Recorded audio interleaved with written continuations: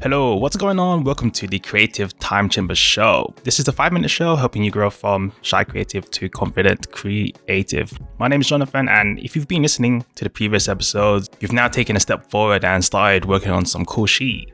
So to take the topic on creativity even further, today is how to go beyond the first idea. I'm sure there are multitudes of idea generation techniques that already exist, probably better than what I'm about to explain today. But the hope is there will be at least one nugget to take away. My guy Jean came through again with this episode topic, so a quick shout out to him.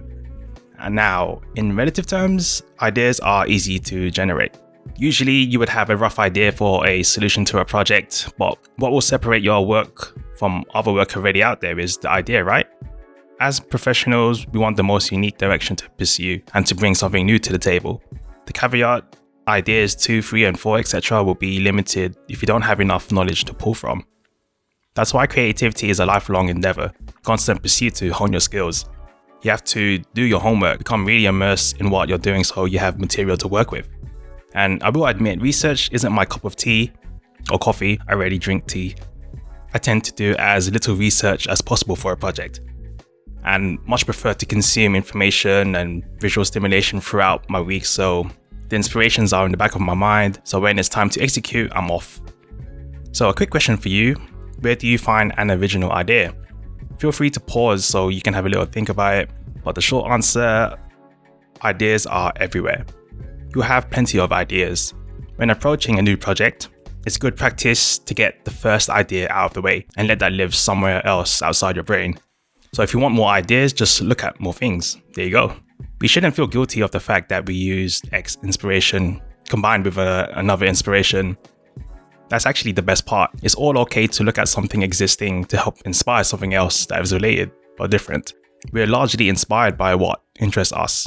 And these so-called original ideas, quote unquote, are just remixes of existing ideas. And I would suggest getting into the habit of writing an idea down as soon as you think of it. If you can't get past the first idea, then this next part is gold. What you have been taught to think is ideas are created, whereas ideas are in fact discovered. You know what I mean? It's that feeling when you're struggling for a word to describe something. You know the word exists, but your brain is flicking through your internal dictionary and your mind is running the tape back to when you first picked up that word, that sort of thing. This idea that ideas are discovered isn't mine either. It was a tweet I read by Craig Burgess the other week, and he said, "You don't create ideas, you discover them," which is a great way to think of idea creation, and it eases the pressure a little. This also ties in again with having enough dots to connect, push, pull, and mesh.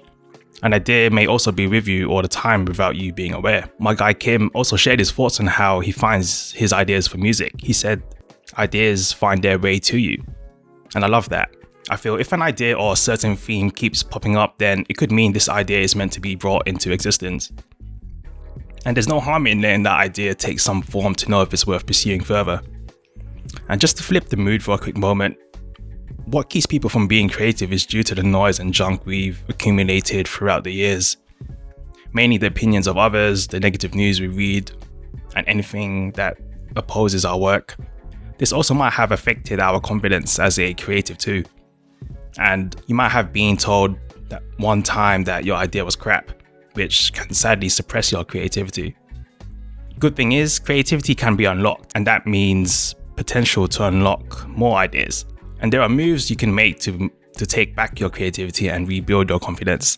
And through talking with Jean around this topic, the hardest projects to take on are the ones you create for yourself. There are so many decisions to make, and to paraphrase, you are your own worst critic. So, by now, I've got to leave you with one question to take action on today's episode. Next time you're stuck on ideas, ask yourself how I might see this idea with fresh eyes. And to quickly give some examples on how you can stir your creativity pot, it could be by taking a midday walk, eating something healthy, or even sleeping on the idea. It's cliche to say, but the best ideas arrive when you least expect them to.